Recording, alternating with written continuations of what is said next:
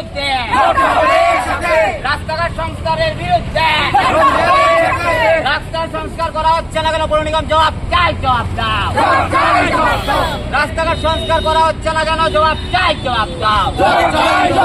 Triple ইঞ্জিনের আমলে রাস্তার জনগণ স্বাস্থ্য পাচ্ছে না কেন জবাব চাই, জবাব দাও। ট্রিপল ইঞ্জিনের রাজ্যের জনগণ কোনো সুবিধা পাচ্ছে না কেন জবাব চাই, জবাব দাও। বন্দে মাতরম, বন্দে মাতরম। তৃণমূল কংগ্রেস জিন্দাবাদ, জিন্দাবাদ, জিন্দাবাদ। মমতা ব্যানার্জি জিন্দাবাদ, জিন্দাবাদ, জিন্দাবাদ।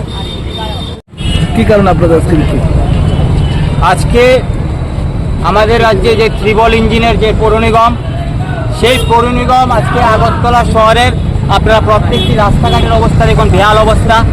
পানীয় জল ঠিকভাবে রাজ্যের জনগণ পানীয় জল, সুষ্ঠু পানীয় জল পাচ্ছে না এবং প্রত্যেকটি জায়গাতে অলিতে গলিতে প্রত্যেকটি জায়গাতে ড্রেনের অবস্থা খুব বেহাল অবস্থা।